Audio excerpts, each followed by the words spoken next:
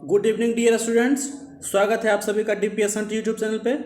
दोस्तों, जैसा कि हमने एम्प्लॉयबिलिटी स्किल का जो सीरीज चालू किया है चैप्टर बाय चैप्टर, तो उसका नेक्स्ट सीरीज मैं आज लेके आ गया हूं। तो उम्मीद करता हूं कि आज का चैप्टर आपके लिए बहुत यूजफुल होगा, बहुत उपयोगी होगा। उसी के पॉइंट ऑफ व्यू से मैंने मेहनत भी किया है आप लोग के लिए। तो सबसे पहले आप लोग जो मेरे बच्चे हैं, जो क्या करिएगा, आप लोग कम से कम वीडियो को लाइक कर दीजिए, शेयर कर दीजिए और सब्सक्राइब कर दीजिए, ताकि जो मैं आपके लिए मेहनत करता हूँ उसके लिए सिर्फ आपका क्या चाहिए, बस एक लाइक शेयर सब्सक्राइब चाहिए। उसके अलावा तो आपसे मैं पैसा तो मांग नहीं रहा हूँ, तो एक काम जरूर कर दीजिए, ठीक है। तो आज के क्लास स्टार्ट करने से पहले हम बताना चाहते हैं कि कौन सा जो है हम चैप्टर स्टार्ट करने वाले हैं। तो आज जो होगा ना चैप्टर बाबू, आज जो चैप्टर का क्वेश्चन होगा वो इन्वायरमेंट से रिलेटेड होगा, ठीक है। तो इन्वायरमेंट से रिलेटेड कोई भी क्वेश्चन आए, एटमॉस्फेयर से रिलेटेड कोई भी क्वेश्चन आए एग्जाम में, कौन कौन सा प्रश्न संभावित है, तो उसी को ध्यान में रखते हुए उसी से रिलेटेड हम क्या किए हैं, एक सेशन लाए हैं जिसमें हम उसी से रिगार्डिंग प्रश्न का आंसर बताएंगे और एक्सप्लेन करेंगे, ठीक है। तो चलो पहला क्वेश्चन से आज के क्लास स्टार्ट करते हैं। पहला क्वेश्चन आपके स्क्रीन पे आ रहा होगा, क्या आ रहा है देखो। पहला क्वेश्चन तुम्हारे स्क्रीन पे आ रहा है, डैश डैश डैश शोर हमारी श्रवण शक्ति पर प्रतिकूल प्रभाव डालता है। मतलब यहाँ पे ना fill in the blanks type का क्वेश्चन नहीं है, जिसमें यहाँ पे कुछ भरना है। तो क्या भरना है भाई, देखो यहाँ पे क्या भराएगा, शोर हमारी श्रवण शक्ति को प्रतिकूल प्रभाव करता है। सुनने के बारे में पूछ रहा है। तो सुनने के लिए जो है ना, हमारा जो साउंड होता है, साउंड को मेजर करते हैं बाबू डेसिबल में। किस में? डेसिबल में। तो डेसिबल के टर्म में ये पूछ रहा है कि कितना डेसिबल से ज़्यादा अगर हम साउंड सुनते हैं तो हमारे जो कान है उसका प्रतिकूल प्रभाव पड़ेगा। तो देखो WHO के अनुसार 45 डेसिबल जो होता है ना, 45 डेसिबल साउंड हम लोग के लिए अच्छा माना जाता है, ठीक है। और 90 डेसिबल के साउंड से अगर हम ज़्यादा का साउंड सुनते हैं तो हम बहरा हो सकते हैं। और इस 100 से डेसिबल से ज़्यादा अगर सुनेंगे तो हम क्या हो सकते हैं, पागल भी हो सकते हैं। तो इस तरह से जो है हमारा प्रतिकूल प्रभाव कहाँ से पड़ना स्टार्ट हो जाता है भाई, 45 के बाद। 45 तक तो हम कंफर्टेबल है, 45 के बाद जैसे ही 50 आए या 75 आए, 75 डेसिबल, तो उसमें क्या होगा, हमारा कानों पे प्रतिकूल प्रभाव पड़ेगा। तो देखो हम इसका राइट आंसर तो बता देंगे, उसके पहले हम लोग देखते हैं क्या क्या दिया हुआ WHO ने। WHO के अनुसार क्या कहा गया है कि 45 डेसिबल ध्वनि मानव के लिए सर्वोत्तम होता है। 45 डेसिबल जो होता है अच्छा माना जाता है। 75 डेसिबल से ऊपर की ध्वनि को मानव स्वास्थ्य के लिए हानिकारक माना गया है। बोले ना 45 आपके लिए क्या है, अच्छा है। 45 डेसिबल का जनरली बातचीत करते हैं या चिल्लाते हैं तो 45 डेसिबल तक कोई दिक्कत नहीं होता है कानों को। लेकिन जैसे ही 75 को पार करते हैं, 75 डेसिबल को पार करते हैं, तो क्या करता है, वो हानि पहुँचाना स्टार्ट कर देता है। उसके बाद क्या है, या तो एक साधारण मानव ज़्यादा से ज़्यादा 130 डेसिबल तक का तीव्रता वाली ध्वनि सुन सकता है। 130 डेसिबल तक का जो है साधारण मानव साउंड सुन सकता है। लेकिन 85 डेसिबल से अधिक ध्वनि में व्यक्ति बहरा हो सकता है। सुन तो सकता है, 130 डेसिबल से ज़्यादा होगा तो सुनेगा ही नहीं। लेकिन क्या होगा, उससे सुनने से पहले जैसे ही 85 डेसिबल से ज़्यादा पार होगा साउंड का तीव्रता, तो क्या होगा, व्यक्ति बहरा हो सकता है, ये संभावना रहेगा, बहरा हो सकता है। और 150 डेसिबल की ध्वनि से व्यक्ति को पागल बना सकता है। अगर 150 तक पहुंच गया तो क्या होगा, हमारा जो व्यक्ति होगा, जो इस साउंड को सुनेगा या जिसको सुनाया जाएगा 150 डेसिबल का साउंड, वो क्या होगा, पागल भी हो सकता है, ठीक है। तो इस प्रकार से हम इस क्वेश्चन से हम समझ गए कि क्या क्या हमारा प्रतिकूल प्रभाव पड़ सकता है कितने साउंड के द्वारा। तो 45 से हमारा ठीक माना जाता है, 75 से हमारा प्रतिकूल प्रभाव पड़ना स्टार्ट होता है, 130 में हम बहरा हो सकते हैं और 150 तक पहुँचते पहुँचते तो पागल ही हो जाएगा। तो इसका राइट आंसर आपका क्या हो जाएगा, 50 डेसिबल, जो आपके बुक में दिया है, ठीक है। बुक में दिया 50 डेसिबल दिया है, तो आप 50 डेसिबल मान के चलिएगा। मतलब 45 के बाद ही इसको कंसिडर किया है कि हानिकारक माना जाता है, ठीक है। आप देखो कौन सा चीज़, जैसे डीजे हो गया, ट्रैक्टर हो गया, ट्रैक हो गया, ये सब चीज़ों से कितना साउंड डेसिबल साउंड निकलता है उसके बारे में भी हम बता दिए। देखो तो उसके बारे में भी हम समझते हैं। पहला है साधारण बातचीत में कितना साउंड निकलता है। तो यहाँ देखो साधारण बातचीत में हम 30 से 40 डेसिबल का साउंड निकालते हैं, इसीलिए 45 को बेस्ट माना जाता है, 45 तक को अच्छा माना जाता है। अगर जोर से बातचीत करते हैं तो 50 से 60 डेसिबल तक का साउंड निकाल सकते हैं। ट्रक ट्रैक्टर जो है चलता है तो 100 डेसिबल तक का साउंड निकालता है। उसी प्रकार ऑर्केस्ट्रा जब बजता है तो वह भी 100 डेसिबल का साउंड निकालता है। और जब विद्युत मोटर चलता है तो मोटर के अंदर जो है 110 डेसिबल तक का साउंड क्रिएट होता है। मोटरसाइकिल चलता है तब भी 110 डेसिबल का साउंड क्रिएट करता है इंजन। और सायरन बजता है किसी चीज़ का, जो है एम्बुलेंस वगैरह या कोई भी सायरन बजता है तो 110 से 120 डेसिबल का साउंड क्रिएट करता है। और जो जेट विमान चलता है, जो वायुयान चलता है, वो 140 से 50 डेसिबल का साउंड क्रिएट करता है। मशीन गन जब चलता है बड़े बड़े तो 170 डेसिबल तक का साउंड क्रिएट करता है। उसी प्रकार मिसाइल चलता है तो 180। तो देखो हम तो इसको सुन सकते हैं ना, जोर से बातचीत तक सुन सकते हैं। इसका जैसे ही ट्रैक्टर का साउंड आएगा तो वहाँ ज़्यादा खतरा पैदा होते जाएगा। जैसे ही 120 तक आएगा, इतना जब डेली सुनेंगे तो हम पागल बहरा हो सकते हैं। और यहाँ तक पहुँचेगा जेट विमान का जो साउंड होता है, उसका साउंड अगर हम सुन लेंगे तो क्या होगा, पागल हो सकते हैं, मर सकते हैं। मशीन गन का साउंड भी नहीं सुनना चाहिए, यहाँ पे एयरफोन लगा के होना चाहिए, और मिसाइल का भी। तो इस प्रकार से हमारा किस चीज़ से कितना साउंड निकल सकता है उसके बारे में भी हम लोग को पता चल गया। तो नेक्स्ट क्वेश्चन की ओर चलते हैं। देखो नेक्स्ट क्वेश्चन आ रहा है वायुमंडल के ऊपर। वायुमंडल में क्या कर रहा है, वायुमंडल की कितनी सतहें होती है। तो बहुत अच्छा क्वेश्चन है, एकदम मज़ेदार क्वेश्चन है। देखो बाबू, ये हमारा पृथ्वी है, ठीक है, क्या है, अर्थ, ठीक है। अर्थ के चारों ओर एक वायु का आवरण बना हुआ है।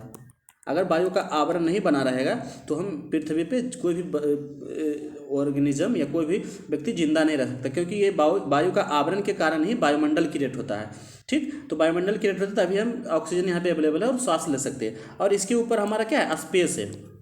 तो स्पेस में ऑक्सीजन नहीं पाया जाता है, यहाँ पे क्या है, वैक्यूम रहता है, यहाँ पे कोई भी कण नहीं पाया जाता है, तो यहाँ पे आदमी नहीं रह सकता। तो इस वायुमंडल के आवरण के वायु के बहुत सारे वायु के मिश्रणों के कारण, गैसों के मिश्रणों के कारण जो आवरण बनता है उसे वायुमंडल लगाते हैं। तो इस वायुमंडल में ना बहुत सारा परत पाया जाता है। तो उसी के परत के बारे में पूछ रहा है। देखो तो हम बनाते हैं, ये हमारा पृथ्वी का ऊपर का लेयर है।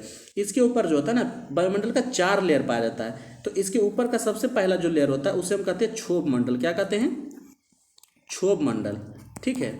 उसके बाद हमारा आता है समताप मंडल, समताप मंडल। उसके बाद हमारा आता है मध्य मंडल, ठीक है। उसके बाद हमारा आता है आयन मंडल। क्या आता है हमारा बाबू, आयन मंडल। और आयन मंडल के बाद हमारा बहिर्मंडल आ जाता है। तो देखो जितना भी बारिश होता है, गरजना बरसना होता है, विमान चलता है, तो वह क्या किस में चलता है, क्षोभ मंडल में चलता है। उसके बाद समताप मंडल में क्या होता है ना बाबू, यहाँ पे कोई भी मौसमी घटनाएं नहीं होती है, मौसमी घटनाएं नहीं होती। यहाँ पे टेम्परेचर एक समान रहता है, ठीक। उसके बाद देखो यहीं पे जो ना हमारा ओजोन परत पाया जाता है। क्या, ओजोन परत पाया जाता है। तो इसी के कारण हमारा जो प्रकाश, सूर्य के प्रकाश में जो अल्ट्रावायलेट रे, जो पराबैंगनी किरण है, जो कि हमारे त्वचा को प्रभावित करता है, कैंसर भी क्रिएट हो सकता है, कैंसर भी हो सकता है। तो उस सबको बचाने के लिए यहाँ पे एक लेयर बना हुआ रहता है। तो किस मंडल में लेयर पाया जाता है, जिसे हम ओजोन लेयर कहते हैं, वो समताप मंडल में ही पाया जाता है। उसके बाद हमारा मध्य मंडल है। तो मध्य मंडल में उल्का पिंड गिरता है ना ऊपर से, तो हम लोग के पास नहीं आ पाता है कि कोई भी आता है। क्यों, क्योंकि मध्य मंडल में क्या होता है, जल के राख हो जाता है। और आयन मंडल में जैसे कोई भी आपका जो रेडियो काम कर रहा है, तो रेडियो तरंग जो होता है या टेलीविज़न जो काम करता है, तो क्या होता है, ऊपर सिग्नल भेजता है, फिर हम लोग यहाँ से वेब को कलेक्ट करते हैं, तो सुनते हैं रेडियो से गाना। तो ये सब जो है दुर्घटना, वेब का रिटर्न आना, ये आयन मंडल से होता है। तो ये सब हमारा कितना परत हो गया, 1 2 3 4। तो वायुमंडल का कितना सतह हो गया, मोटा मोटी 4 सतह हो गया। तो राइट आंसर तो आपका कितना हो गया, 4 इज द राइट आंसर। तो ए करेक्ट आंसर होगा। देखो हम फिगर से भी समझा दिए। पहला होगा क्षोभ मंडल, दूसरा समताप मंडल, तीसरा मध्य मंडल, ऐसे को कहते हैं आयन मंडल या तो ताप मंडल। उसके बाद ये बहिर्मंडल हो गया, जिसे हम क्या कहते हैं, स्पेस के नाम से जानते हैं। क्या किस चीज़ के नाम से जानते हैं, स्पेस, ठीक है। और देखो और ज़्यादा क्लियर समझना है तो पहले ए आंसर मान लेते हैं। Option number 4 is the, option number A is the right answer, मतलब 4 इसमें दिया हुआ है, 4 ये करेक्ट आंसर है। और इसका डिटेल वर्जन यहाँ पे नेक्स्ट स्लाइड में दे दिए। देखो ये हमारा अर्थ है ना, अर्थ का सबसे ये जो हमारा है स्ट्रेटोस्फेयर, ट्रोपोस्फेयर मतलब क्षोभ मंडल है। यहाँ पे देखो फिगर द्वारा समझाया गया है, जितना भी बैलून उड़ता है, हॉट एयर बैलून हो गया, या विमान चलता है, या बादल वगैरह रहता है, बारिश उरिश होता है, तो सब इसी में होता है, सबसे निचला परत में होता है, ठीक है। उसके बाद हमारा आ जाता है समताप मंडल। तो समताप मंडल में ही ओजोन लेयर पाया जाता है, देखो है ना, जिसमें तापमान बराबर रहता है और इसी में ओजोन लेयर पाया जाता है। उसके बाद हमारा आता है कौन सा, मीजोस्फीयर। मीजोस्फीयर को कहते हैं मध्यमंडल। मध्यमंडल में जितना भी उल्का पिंड वगैरह गिरता है, देखो है ना, ये सिंबल दिखा रहा है उल्का पिंड का, जिसके कारण हमारा क्या होता है, नीचे इसी में हमारा सब उल्का पिंड खत्म हो जाता है, नीचे की ओर नहीं आता है और हमारे ऊपर नहीं गिरता है और कोई भी किसी चीज़ को दुर्घटनाग्रस्त नहीं कर पाता है। उसके बाद हमारा थर्मोस्फीयर, जिसे आयन मंडल कहते हैं। तो सैटेलाइट वगैरह जिस घूमता है, जो कि हमारा यहाँ से मान लो रेडियो है, तो रेडियो जो स्टेशन होगा यहाँ से एक वेव को छोड़ेगा और मेरे पास रेडियो है, तो यहीं से वेव रिटर्न होके यहाँ हम कलेक्ट करते हैं, जो यहाँ जो इंस्ट्रूमेंट लगा रहता है यहाँ से इस सैटेलाइट से कनेक्ट करता है। तो किस मंडल से आता है, आयन मंडल से, क्योंकि आयन को क्या करा, रिटर्न करना है, इसलिए इसका नाम आयन मंडल दे दिया। उसके बाद हमारा बहिर्मंडल होता है, जिसे हम एक्सोस्फीयर कहते हैं। ठीक है, तो इस प्रकार से आप लोग वायुमंडल से रिलेटेड कोई भी क्वेश्चन आए तो आप लोग जरूर बना दीजिएगा। ठीक है, तो चलते हैं नेक्स्ट क्वेश्चन की ओर। नेक्स्ट क्वेश्चन हमारा कह रहा है, विभिन्न मंडलों को उनके उपयोगी कार्य से मिलाइए। तो आराम से मिला दीजिएगा, क्योंकि हम सभी को डिस्कस कर दिए, तो आप लोग करिए। देखो क्षोभ मंडल में क्या होता है बउआ, यहाँ देखो क्षोभ मंडल में मौसमी संबंधी घटनाएं, पता है ना, सबसे निचला परत जो होता है पृथ्वी का, उसे हम क्षोभ मंडल कहते हैं, या तो ट्रोपोस्फेयर इंग्लिश में कहते हैं। तो मौसमी संबंधी घटनाएं या वायुयान का चलना उड़ना, ये सब हमारा निचला परत में होता है वायुमंडल का, जिसे हम क्षोभ मंडल कहते हैं। उसके बाद समताप मंडल। समताप मंडल में क्या बताए थे, ताप समान रहता है। देखो ताप समान कहाँ, सब मतलब बराबर, ताप मतलब तापमान। तो जिस लेयर में हमारा तापमान समान होता है उसे हम समताप मंडल के नाम से जानते हैं। उसके बाद ओजोन मंडल। तो ओजोन मंडल कहाँ पे होता है, ओजोन मंडल हमारा पराबैंगनी किरण को रोकने के लिए होता है, तो हमारा बी हो जाएगा ओजोन मंडल की। और आयन मंडल, आयन मंडल में क्या बोले, जिससे रेडियो तरंग वगैरह जो वापस होता है पृथ्वी पे, वो आयन मंडल से ही होता है, विद्युत चुम्बकीय तरंग की क्रिया है। तो इस तरह से हमारा क्या हो गया, चारों ऑप्शन का करेक्ट करके आंसर मिला पाएँ जब हम अच्छा से पढ़ पाएँ। ठीक है, तो इसका हम आंसर भी नीचे दे दिए, तो आप लोग मिला लीजिएगा और इससे रिलेटेड कोई भी और क्वेश्चन आए तो जरूर बना लीजिएगा। ठीक है, तो उम्मीद करते हैं इस क्वेश्चन को आप लोग समझ चुके होंगे। तो हम नेक्स्ट क्वेश्चन को चलते हैं। अगर वीडियो अच्छा लगा होगा लाइक कर दीजिएगा, चैनल को सब्सक्राइब जरूर कर दीजिएगा और करवा भी दीजिएगा। चलो नेक्स्ट क्वेश्चन हमारा क्या कर रहा है, सूर्य से आने वाली हानिकारक पराबैंगनी किरणों को रोकने का कार्य वायुमंडल के किस परत द्वारा करता है। देखो जब हम 4 परत बताए, 4 लेयर बताए, चारों लेयर में हम ये भी बताए, पहला है हमारा तुम्हारा ट्रोपोस्फेयर, दूसरा स्ट्रेटोस्फेयर, तीसरा है मेजोस्फेयर, फिर आयनोस्फेयर, उसके बाद एक्सोस्फेयर। तो कौन सा काम करता है रोकने वाला, तो स्ट्रेटोस्फेयर में हम बोले मध्यमंडल में हमारा पाया जाता है क्या, ओजोन लेयर। ठीक है, ओजोन परत। तो ओजोन परत ही हमारा अनावश्यक किरण है, जो बेकार का चीज़ है, जो हमको क्षति पहुंचा सकता है, जीव जंतुओं को क्षति पहुंचा सकता है, वह जो है हमारा समताप मंडल में जो हमारा ओजोन परत होता है वही इसको रोकने का काम करता है। तो राइट आंसर इसका क्या होगा, कौन सा मंडल होगा, तो समताप मंडल इज द राइट आंसर। तो समताप मंडल कहाँ पे है, यहाँ पे है, इसी में हमारा ओजोन लेयर बना होता है। ओजोन लेयर क्या होता है ना बाबू, ओजोन लेयर ऑक्सीजन के 3 अणु से मिलकर बना होता है। तो इसका सूत्र भी पूछेगा कि ओजोन लेयर का क्या फार्मूला होता है, तो इसका फार्मूला हो जाएगा O3, जो कि ऑक्सीजन के 3 परमाणुओं से मिलकर बना होता है। तो इस तरह से हमारा सी इज द राइट आंसर हो जाएगा। ओजोन मंडल किसमें है, अच्छा स्पेशली ओजोन मंडल दे दिया है। देखो समताप मंडल में ही होता है ओजोन परत, तो ओजोन मंडल डायरेक्ट बोल दिया है, तो समताप मंडल का स्पेशल भाग के बारे में बता दिया, इसीलिए इसका ओजोन मंडल हो गया। अगर ओजोन मंडल नहीं रहता तो हमारा समताप मंडल करेक्ट आंसर हो जाता।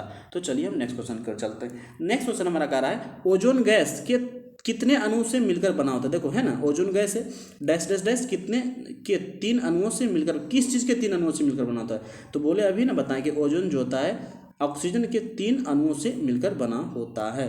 तो क्या होगा, oxygen is the right answer. इसमें समझने में कोई परेशानी नहीं होना चाहिए।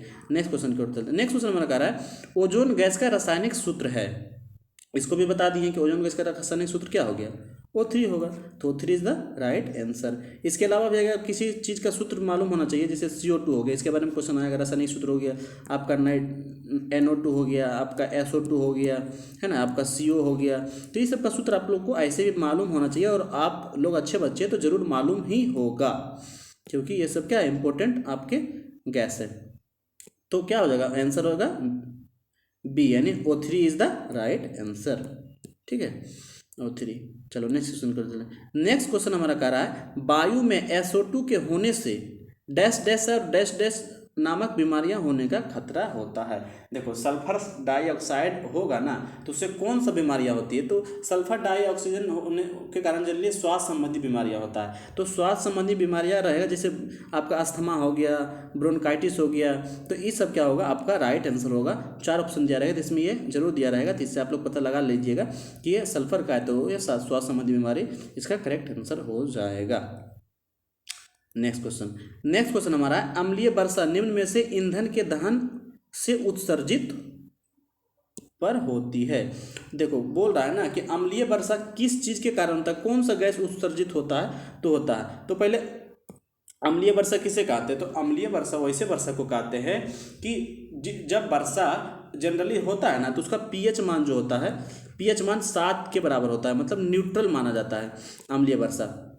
लेकिन जब साधारण वर्षा, जब अम्लीय वर्षा होने लगता है तो उसका पीएच मान बहुत कम हो जाता है, मतलब 5.4 से भी कम हो जाता है, जिससे प्रतिकूल प्रभाव पड़ता है जीव जंतुओं पे, जंगलों पे, क्योंकि एसिडिक चीज़ हो जाता है ना। देखो पीएच मान अगर 7 है तो साधारण है, कोई प्रभाव नहीं पड़ता है, उसको पीने योग्य पानी माना जाता है। लेकिन जैसे जैसे उसका पीएच मान घटता है तो उसका एसिडिटी बढ़ता है, और एसिडिक पानी पिएगा तो क्या होगा, कोई भी किसी चीज़ पे डालेगा, पड़ेगा, हर चीज हर जगह पे जाएगा। बारिश जब पड़ेगा तो पेड़ पौधों पे पड़ेगा, इमारतों पे पड़ेगा, लोगों पे भी पड़ेगा, तो उस पर प्रतिकूल प्रभाव पड़ता है। क्या पड़ता है, अगर इमारत पे गिर गया तो उसका धूमिल कर देगा, उस चीज़ को खराब कर देगा। अगर वन पे पड़ गया, पेड़ पौधों पे पड़ गया तो उसको क्या करेगा, नष्ट कर देगा। तो इस तरह से हमारा क्या होता है, वो बहुत प्रतिकूल प्रभाव पड़ता है। किसके कारण, तो इसका राइट आंसर होगा SO2 और NO2। आप बोलिएगा क्यों, क्योंकि जो होता है ना ये बहुत जहरीला माना जाता है और अम्लीय भी माना जाता है, इसलिए ये प्रतिकूल प्रभाव पड़ता है।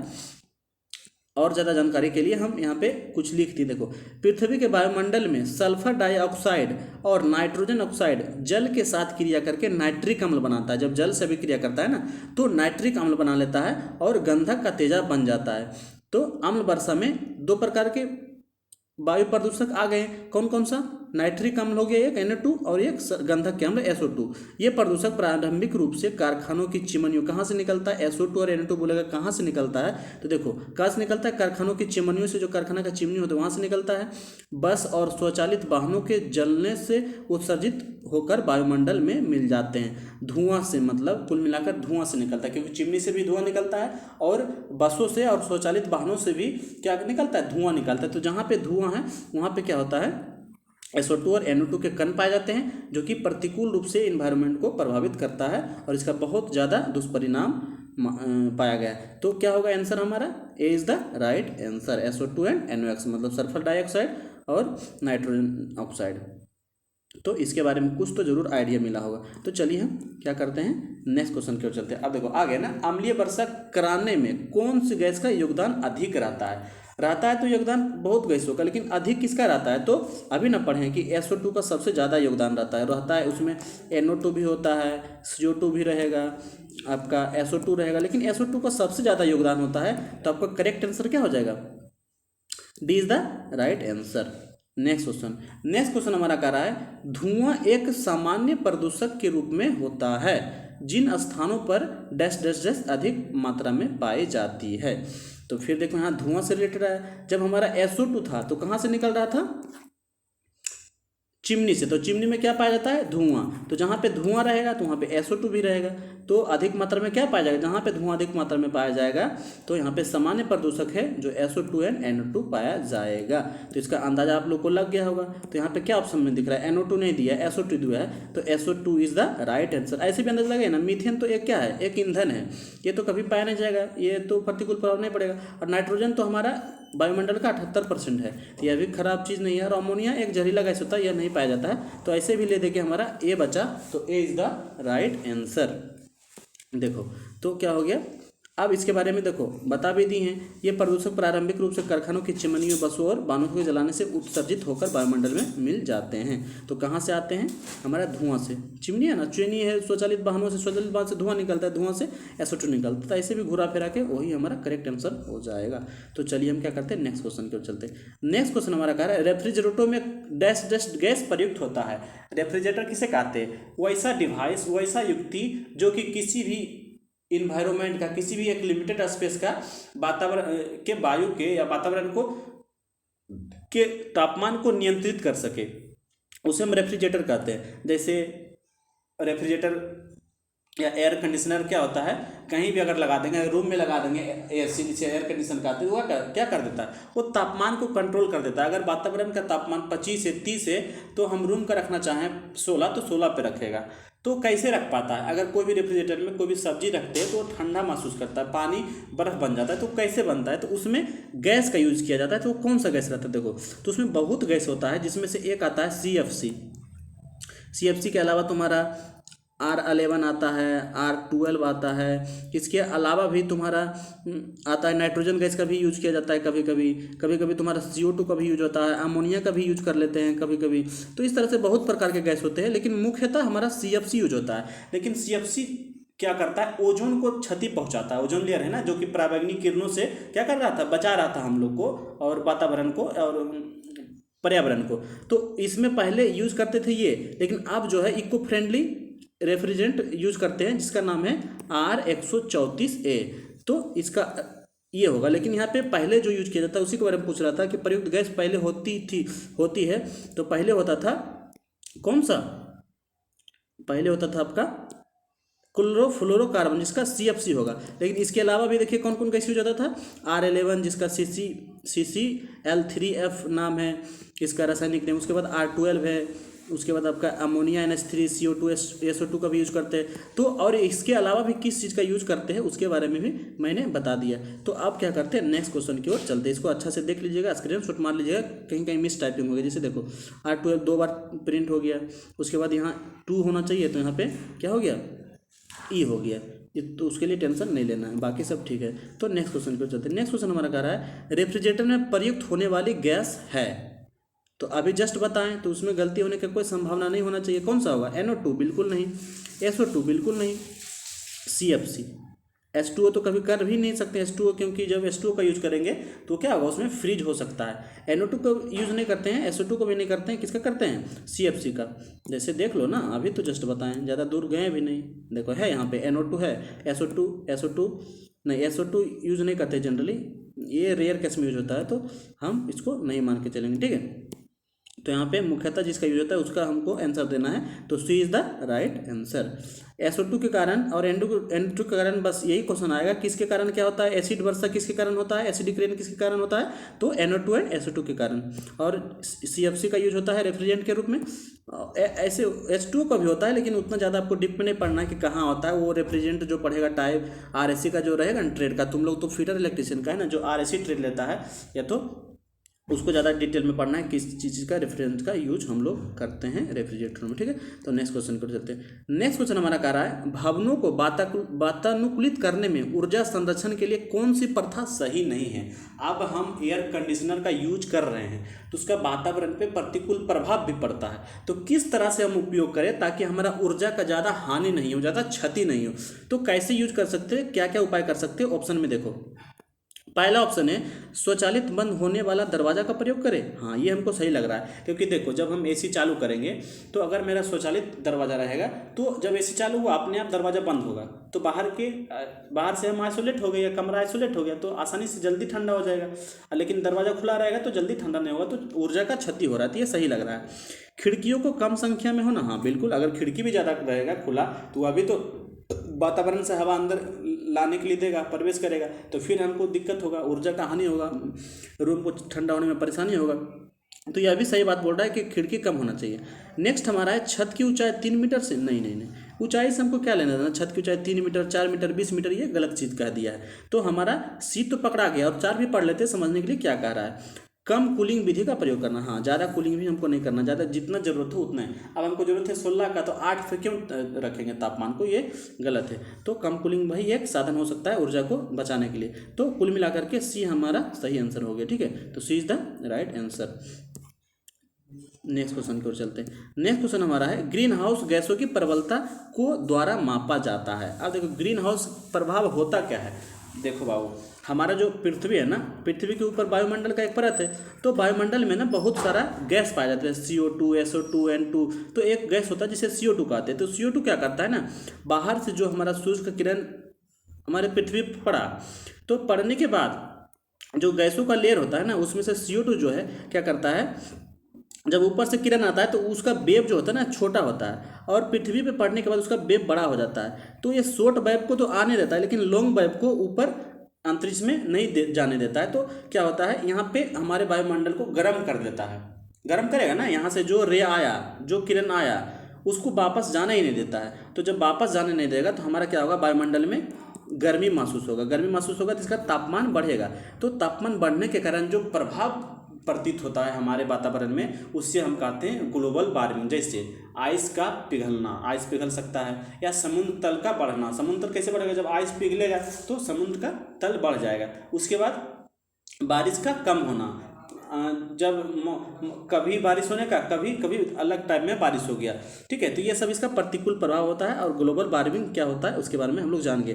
तो कौन सा क्या चीज़ के द्वारा मापते हैं, जिस चीज़ के द्वारा मापते हैं उसे हम कहते हैं ग्लोबल वार्मिंग पोटेशियम। इस यंत्र का नाम है ग्लोबल वार्मिंग पोटेशियम। और देखो ग्लोबल वार्मिंग क्या है, एक प्राकृतिक प्रक्रिया है जिसके द्वारा किसी ग्रह उपग्रह के वातावरण में मौजूद कुछ गैस वातावरण के तापमान को अपेक्षाकृत अधिक गर्म बनाने में मदद करते हैं। बोले ना, जो कुछ जो गैस होता है, जो गैसों का लेयर में से कुछ गैस वातावरण को क्या करता है, अधिक गर्म बनाने में मदद करती है।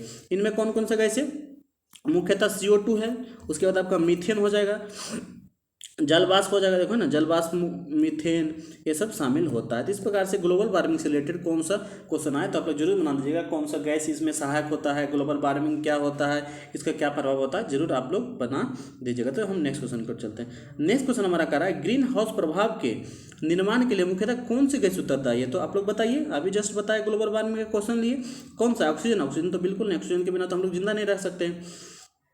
दूसरा है CO2, हाँ, कार्बन डाइऑक्साइड ही क्या है, उत्तरदायी है। HO बिल्कुल नहीं, CCl बिल्कुल नहीं। तो हमारा कुल मिलाकर के बी हमारा करेक्ट आंसर हो गया। तो B is the right answer. अब नेक्स्ट क्वेश्चन कर देते हैं। नेक्स्ट क्वेश्चन हमारा कह रहा है जल को रोग जनित जीवाणुओं से मुक्त करने की प्रक्रिया कहलाती है। जब देखो ना बाबू, जल में जब रोग हो जाता है ना, तो रोग को रोगजनित जीवाणु से मुक्त करने की प्रक्रिया क्या कहलाती है, तो उसे हम कहते हैं रोगाणुनाशन। अगर रोग मेरा पास को हो गया, रोग को हटा रहे हैं तो उसे हम रोगाणुनाशन कहेंगे, है ना। तो इसका राइट आंसर हो जाएगा रोगाणुनाशन। अब रोग कैसे होता है, देखो जल को ना, ये मेरे पास जल है, तो जल में कुछ एक लिमिट मात्रा का ऑक्सीजन का जरूरत होता है, जिसे हम कहते हैं BOD, बायोलॉजिकल ऑक्सीजन डिमांड। तो BOD का मात्रा घटता है ना, तो हमारा जो है जल को रोग जनित माना जाता है, उसमें पर्याप्त मात्रा में ऑक्सीजन नहीं है। तो इस कारण हमारा जो है रोग हो जाता है और बहुत सारे जीवाणु मर जाते हैं, क्योंकि ऑक्सीजन नहीं है तो उसमें बहुत सारे जीवाणु मर, मछली वगैरह कुछ मर जाएगा। तो मरने के कारण हमारा जल खराब हो जाता है। तो उसको जब हम उपचार करते हैं उसका, तो हम उसे कहते हैं रोगाणुनाशन प्रक्रिया, ठीक है। तो चलते हैं नेक्स्ट क्वेश्चन को। नेक्स्ट क्वेश्चन हमारा है निम्न में से सबसे बड़ा वायु प्रदूषक है। अब इसमें से 4 ऑप्शन दिया गया, आप लोग को बताना है कि सबसे बड़ा वायु प्रदूषक क्या है। तो देखो पहला ऑप्शन हमारा है CO, हाँ, यही हमारा सबसे बड़ा वायु प्रदूषक माना जाता है। बोलिएगा क्यों, तो बताते। देखो CO2 जो होता है ना, कब बनता है, जब ऑक्सीजन के संपर्क में आने से कोई भी फ्यूल पूर्णतः जल जाता है, पूरी तरह से जल जाता है, तो CO2 बनता है। लेकिन CO कब बनता है, जब आधा अधूरा जला, किसी भी लकड़ी को जलाएं और आधा जला, आधा पका टाइप का, और आधा ऐसे ही रह गया कच्चा कुचला, तो इस प्रकार के कारण जो है हमारा CO2 यानी कार्बन मोनोऑक्साइड गैस उत्सर्जित होता है, जो कि बहुत जहरीला होता है। अगर आपके फेफड़े में थोड़ा सा मात्रा में चला गया ना, तो आपका मौत हो सकता है। यह क्या करता है, कार्बन मोनोऑक्साइड अगर आपके फेफड़े में चला गया तो वह हीमोग्लोबिन से अभिक्रिया करके कार्बोऑक्सी हीमोग्लोबिन निर्माण कर देता है, जो कि क्या करता है, ऑक्सीजन को पहुंचाने में से रोक देता है शरीर में, जिससे हमारा तुरंत अकस्मात मृत्यु हो जाएगा, पता भी नहीं चलेगा। तो इसे हम क्या कहते हैं, साइलेंट किलर भी कहा जाता है इस गैस को, ठीक है। तो सबसे जहरीला गैस हमारा कौन सा हो गया, CO हो गया। ऑप्शन हमारा ये हमारा करेक्ट हो गया। हाइड्रोकार्बन होता है नहीं, सल्फर डाइऑक्साइड क्या अम्लीय वर्षा के लिए जिम्मेदार होता है। और कण जो होता है ना, कोई भी कण, धूल कण, ये हमारा क्या है, वायु प्रदूषण में जिम्मेदार होता है, लेकिन कम होता है। CO इतना नहीं होता है। तो हमारा राइट आंसर क्या होगा, ये होगा। लेकिन वायु प्रदूषण में और कौन कौन सा गैस जिम्मेदार है, मेजर पोल्यूटेंट्स कौन कौन सा है, देखो सबसे पहले में इसी का नाम है कार्बन मोनोऑक्साइड का है। उसके बाद अमोनिया में जिम्मेदार होता है, नाइट्रिक ऑक्साइड भी हो गया, NO2 भी हो गया, ओजोन भी हो गया, पार्टिकुलेट मैटर जैसे पीएम, जैसे कण है ना, पार्टिकुलेट मैटर को दर्शा रहा है, SO2, ये सब जिम्मेदार है, लेकिन मुख्यतः जो हमारा है CO2 माना जाता है। तो ए इज द राइट आंसर। ठीक है, हम चलते हैं नेक्स्ट क्वेश्चन की ओर। नेक्स्ट क्वेश्चन अब हमारा कह रहा है, जिन स्थानों पर धुआं तथा कोहरा आम प्रदूषक होता है उन स्थानों पर किसकी मात्रा अधिक होती है। देखो बाबू, ये तीसरा क्वेश्चन जिस टाइप का है, बोले थे कि चिमनी से निकलता है क्या, ज़्यादातर SO2 के कारण हमारा बहुत सारा बीमारियां पैदा होती है, एसिडिक रेन वगैरह होती है। तो एसिडिक रेन होता है SO2 के कारण, और SO2 कहाँ से निकलता है, चिमनियों से, गाड़ियों से। तो जहाँ पे धुआं ज़्यादा होगा मतलब SO2 ज़्यादा होगा। तो किसकी मात्रा अधिक होगी आप लोग को पता चल गया होगा। यहाँ से पता करिए आप लोग। ओजोन होगा, जहाँ धुआं ओजोन बिल्कुल नहीं। ऑक्सीजन होगा, ऑक्सीजन तो धुआं के पास दूर दूर तक नहीं रहेगा। अमोनिया रहेगा, अमोनिया तो नहीं रहेगा। तो हमारा रहेगा क्या, डी रहेगा। तो D is the right answer. ठीक है, तो अमोनिया आपका करेक्ट आंसर, अमोनिया नहीं होगा, आपका आंसर हो जाएगा डी। ठीक है, ये ऑप्शन गलत टाइप हो गया है, आपका आंसर क्या होगा, D is the right answer. ठीक है, चलते हैं नेक्स्ट क्वेश्चन की ओर। नेक्स्ट क्वेश्चन हमारा है, निम्न प्रकार के घरेलू कचूड़े में कौन सा डिकम्पोज नहीं हो सकता है। आप देखो, दुनिया का जितना भी मटेरियल या पदार्थ है ना, वो दो कैटेगरी में बांटा गया, एक जो डिकम्पोज हो सकता है और एक जो नहीं हो सकता। तो डिकम्पोज हो जाता है तो उसका तो ठीक ठाक काम है, उसका कोई दिक्कत नहीं है, प्रतिकूल प्रभाव वातावरण पे नहीं करता है। लेकिन जो डिकम्पोज नहीं होता है, जो सड़ता गलता नहीं, उसका बड़ा भयानक प्रभाव होता है सभी चीज़ों पे। जैसे हमारा प्लास्टिक होता है ना, प्लास्टिक को गलाया नहीं जा सकता है ना, सॉरी, डिकम्पोज नहीं किया जा सकता है। वो कितनों दिन जमीन में रहे, वो जैसा का तैसा रहे, उसमें कुछ भी नहीं हिले डुलेगा। तो ये जो होता है ना, डिकम्पोज नहीं होता है। तो आपका आंसर तो सी हो गया। और बाकी एल्युमिनियम डिकम्पोज हो सकता है, कांच भी हो सकता है, और उपरोक्त में से सभी तो होगा नहीं। तो हमारा आंसर क्या हो जाएगा, option number C is the right answer. ठीक है, अब नेक्स्ट क्वेश्चन की ओर चलते हैं। नेक्स्ट क्वेश्चन हमारा है, विश्व पर्यावरण दिवस मनाया जाता है। तो इसके बारे में सभी को मालूम होगा। विश्व पर्यावरण दिवस जो मनाया जाता है, कब मनाया जाता है, जून में, जो कि हाल फिलहाल में ही गुजरा है। विश्व पर्यावरण दिवस 5 जून को। इसके अलावा पूछे योगा दिवस तो 21 जून को। उसके अलावा अगर पूछे 28 अगस्त को, तो क्या होता है, 28 अगस्त को, 29 अगस्त को ना, 29 अगस्त को खेल दिवस। तो इस प्रकार से कुछ कुछ मुख्य इंपॉर्टेंट चीज़ें हैं। और पृथ्वी सम्मेलन, पृथ्वी दिवस कब मनाया जाता है, 23 अप्रैल को ना, 23 अप्रैल को पृथ्वी दिवस हो गया। उसके बाद फिर जल दिवस मनाया जाता है। तो इस तरह से जो मुख्य पर्यावरण रिलेटेड जो चीज़ें हैं उसको याद आप लोग कर लीजिएगा, ताकि कोई भी आए तो आप बता पाइएगा। ठीक है, तो राइट आंसर इसका क्या हो जाएगा, पर्यावरण दिवस का 5 June is the right answer. Next question हमारा कह रहा है, देखो, प्रदूषण के प्रकार, उनसे संबंधित बीमारियों को मिलाइए। अब यहाँ पे बोल दिया प्रदूषण, और यहाँ उसके कारण बीमारी दे दिया। तो इसको कॉमन सेंस से बताना है, और ऐसे भी आप लोग बता दीजिएगा। जो जानते हैं वो कमेंट बॉक्स में आंसर दीजिएगा, जो नहीं जानते उसके लिए हम बता रहे हैं। देखो, वायु प्रदूषण, तो वायु प्रदूषण किसके कारण होता है बाबू, वायु प्रदूषण जो होता है, वायु प्रदूषण के कारण कौन सा बीमारी हो सकता है, श्वास संबंधी बीमारी। क्योंकि हमारे श्वास में अगर प्रदूषित वायु जाएगा तो श्वास संबंधी बीमारी पैदा करेगा। तो एक का तो सी हो गया। उसके बाद है ध्वनि प्रदूषण। तो ध्वनि प्रदूषण से क्या होगा, ध्वनि जब हमारा कहाँ जाता है, कान में जाता है, तो ज़्यादा ध्वनि होगा तो हमारा कानों को बहरा कर सकता है। जैसे कि अभी पढ़े थे ना कि 50 डेसिबल से ज़्यादा साउंड हमको क्या कर सकता है, कानों को खराब कर सकता है, उसका जो है बहुत बड़ा समस्या पैदा कर सकता है। और 130 डेसिबल से ज़्यादा साउंड हुआ तो पागल भी बना सकता है। तो दूसरा का हमारा ए हो गया। बाकी बचा जल प्रदूषण। तो जल प्रदूषण के कारण हमारा चर्म रोग होता है। ठीक है, तो इस प्रकार से तीनों का हम मिला लिए, और आंसर भी आप लोग देख लीजिए और आराम से मिला लीजिए। हम नेक्स्ट क्वेश्चन की ओर आगे बढ़ रहे हैं। नेक्स्ट क्वेश्चन हमारा कह रहा है, निम्न ऊर्जा स्रोतों के प्रकार को उनके उदाहरण से मिलाइए। मिलाओ। अब यहाँ पे ऊर्जा का स्रोत दिया है और यहाँ पे उसका उदाहरण दे दिया है। तो देखो, ऊर्जा जो होता है ना, दो प्रकार से मिलता है। एक नवीकरणीय ऊर्जा के स्रोत होता है, एक अनवीकरणीय होता है। तो नवीकरणीय ना, नवीकरणीय जिसको हम ले सकते हैं बार बार, और उसका पर्यावरण पे कोई भी प्रतिकूल प्रभाव नहीं पड़ता है। जैसे अगर हम सूर्य से ऊर्जा ले रहे हैं तो वो नवीकरणीय ऊर्जा के अंतर्गत आएगा। जैसे सोलर प्लेट वगैरह क्या होता है, उसका कोई प्रतिकूल प्रभाव नहीं पड़ता है, उसमें कोई भी गैस वैस नहीं निकलता है। तो इस तरह से भूतापीय ऊर्जा हो गया, समुद्र के जो ज्वार भाटा क्रिएट होते हैं उससे जो ऊर्जा लिए, तो इस तरह का ऊर्जा हमारा परंपरागत स्रोत के अंदर आता है, ऊर्जा स्रोत के अंदर। और जो है गैर परंपरागत, या तो वो नवीकरणीय स्रोत जो कि हम पहले से लेते आ रहे हैं, जैसे कोयला से लिए, या तो तुम्हारा और बहुत सारा चीज़ें जो कि खनिज वगैरह है, तेल है, पेट्रोल है, इस सब से जो ऊर्जा हमारा मिलता है वो नवीकरणीय है, मतलब दोबारा उसका यूज हम नहीं कर सकते, एक बार ख़त्म हो गया तो हमेशा के लिए ख़त्म हो जाता है। तो यहाँ पे परंपरागत स्रोत है, तो परंपरागत वही जो वो नवीकरणीय होगा। परंपरागत स्रोत कहाँ हो गए तुम्हारे? जीवाश्म ईंधन। जीवाश्म ईंधन जो है हमारा परंपरागत स्रोत के अंतर्गत आता है। उसके बाद दूसरा है गैर परंपरागत। गैर परंपरागत मतलब जिसका यूज बार बार कर सकते हैं, तो बार बार किसका कर सकते हैं? पवन ऊर्जा। पवन कभी खत्म नहीं होगा तो इसका बार बार यूज कर सकते हैं। अब देखो आया वाणिज्यिक ऊर्जा स्रोत। तो वाणिज्यिक ऊर्जा स्रोत क्या होता है ना बाबू? जिसका हम बड़ा लार्ज स्केल पे यूज कर सकते हैं। तो लार्ज स्केल पे हम किसका यूज कर सकते हैं? लिग्नाइट, मतलब कोयला का एक रूप है जिसका हम क्या कर सकते हैं? बड़ा रूप में लार्ज स्केल में यूज कर सकते हैं। उसके बाद वो वाणिज्यिक ऊर्जा स्रोत। वो वाणिज्यिक मतलब इसके छोटे छोटे स्केल पे यूज करते हैं, जैसे मवेशी शक्ति। मवेशी शक्ति होता है ना, घर में जो चूल्हा होता है देहातों में, तो वहाँ चूल्हा के लिए गोईठा का यूज करते हैं, गोबर का बना होता है। तो क्या है? मवेशी शक्ति का को दर्शा रहा है, जो कि वो वाणिज्यिक ऊर्जा का एक तरह से स्रोत ही है। तो इस प्रकार से आपका सभी ऑप्शन हम मिला दिए, आप लोग आंसर भी मिला लीजिएगा, नीचे लिख दिए, ठीक है। और हम नेक्स्ट क्वेश्चन की ओर चलते हैं। नेक्स्ट क्वेश्चन हमारा है, निम्न यौगिकों को उनके रासायनिक सूत्र से मिलाइए। अब बहुत सारा यौगिक दिया है, उसका रासायनिक सूत्र से क्या करना है? मिलाना है। तो मिलाइए आप लोग। देखो पहला है क्लोरोफ्लोरोकार्बन, इसके बारे में बता दिए। एक का हमारा सी आंसर हो जाएगा, CFC। क्लोरोफ्लोरो होता है ना, CFC। उसके बाद है कार्बन मोनोऑक्साइड, तो इसके बारे में भी कौन नहीं जानता? कार्बन मोनोऑक्साइड जो कि सबसे जहरीला गैस और प्रदूषक गैस माना जाता है, तो क्या आदमी को सेकेंडों में मार सकता है। उसके बाद हमारा कार्बन मोनोऑक्साइड, इसके बारे में भी सबको पता है, भी हो जाएगा। तो बचा हुआ अपने कार्बन टेट्राफ्लोराइड हो जाएगा। तो जो जानते हैं उसको अगर पहले मिला लिए, तो जो नहीं जानते उसके बारे में अपने आप पता चल जाएगा। इस तरह से आपका क्या हो गया? मेन क्वेश्चन हम खत्म कर दिए और इसका आंसर नीचे दे दिए, आप लोग मिला लीजिएगा। नेक्स्ट क्वेश्चन हमारा आ रहा है, अब लास्ट पड़ाव की ओर ही जल रहे हैं, तो आप लोग को टेंशन नहीं लेना है। और अगर वीडियो अच्छा लगता है जरूर से जरूर लाइक शेयर कर दीजिएगा। कह रहा है, निम्न को उनके उत्पन्न होने वाले समस्याओं से मिलाइए।